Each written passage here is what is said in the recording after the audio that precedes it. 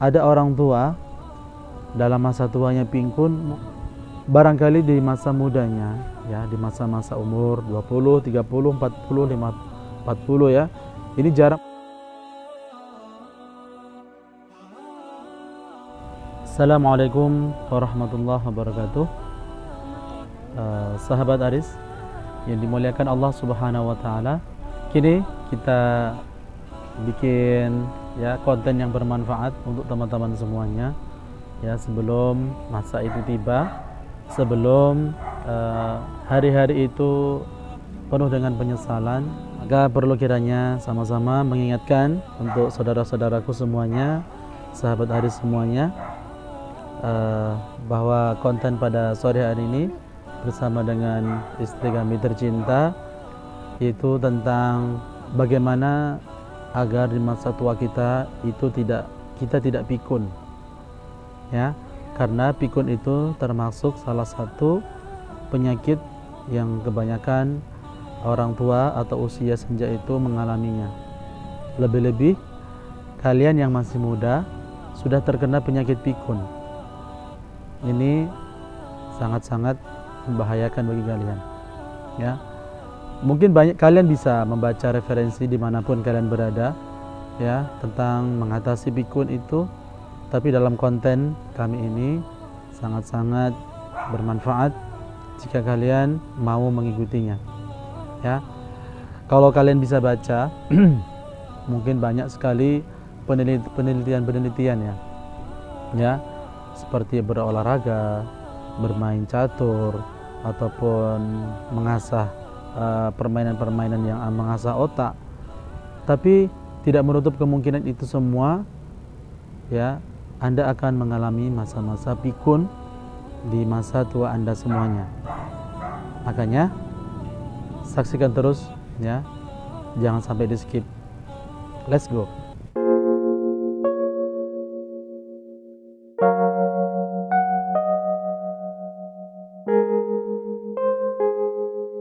Bismillahirrahmanirrahim. Sahabat Aris yang dimuliakan Allah Subhanahu wa taala.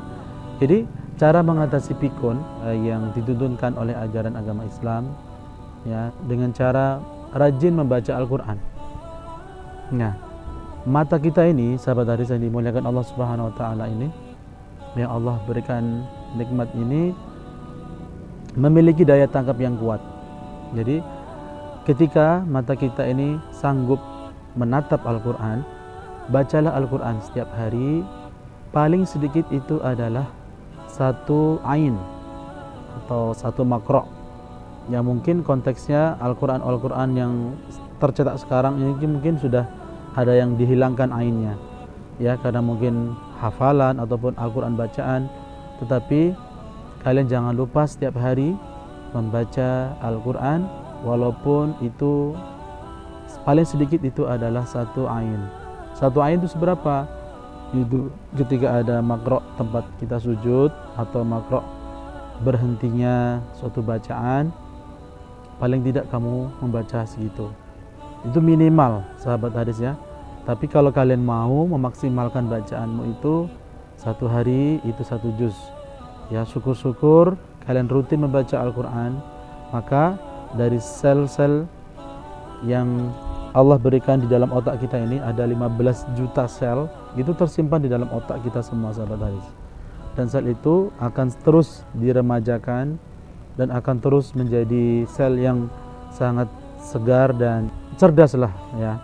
Itu ketika kita mau membaca Al-Quran. Ya.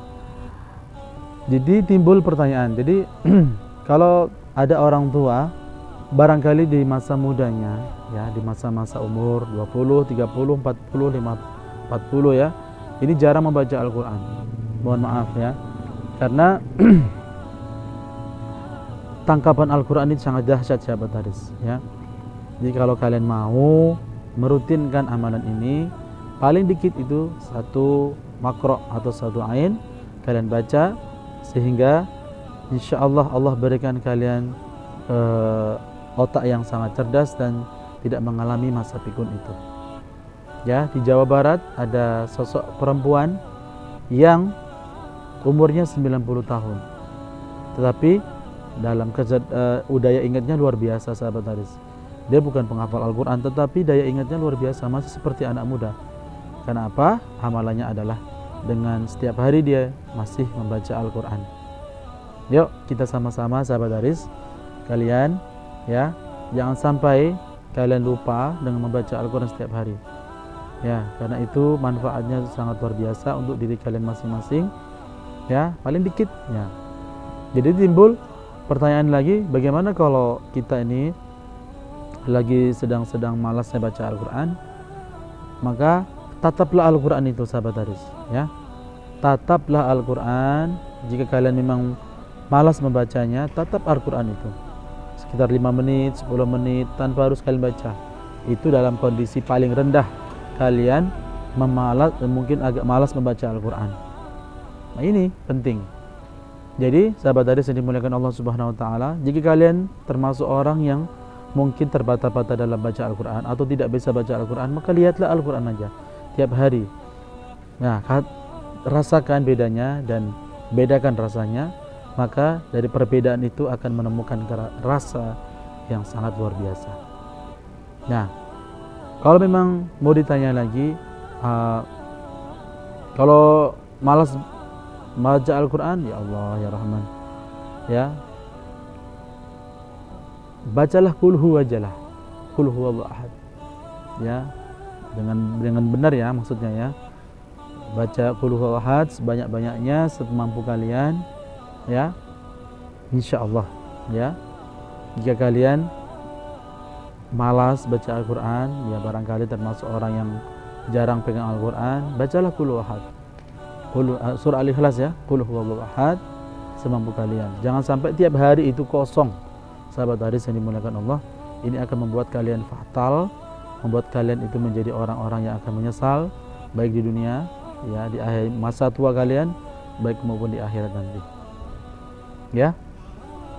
Mungkin itu saja. Jika kalian ingin bertanya ataupun mengomentari konten kali ini, silahkan komen di kolom di bawah.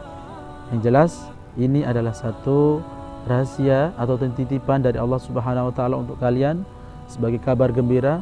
Kalau kalian ingin dimudahkan daya ingatnya oleh Allah Subhanahu Wa Taala di masa tua kalian, maka jangan sampai lupa setiap hari kalian baca Al-Quran. Kalau tidak mau membaca Al-Quran, maka lihatlah Al-Quran. Melihat Al-Quran itu adalah suatu pahala yang Allah berikan kepada orang-orang yang melihat Al-Quran. Bagaimana dengan membacanya, bagaimana dengan menghafalnya, bagaimana dengan mengaplikasikannya dalam kehidupan. Insya Allah ya, termasuk kalian orang-orang yang beruntung ya, diberikan kecerdasan, daya ingat yang luar biasa oleh Allah Subhanahu Wa Taala lewat Al-Quran ya. Begitu saja mungkin ya konten kali ini. Simak baik-baik, amalkan ya. Kami tutup dengan ihdinas siratal mustaqim, Allahumma shalli ala Muhammad.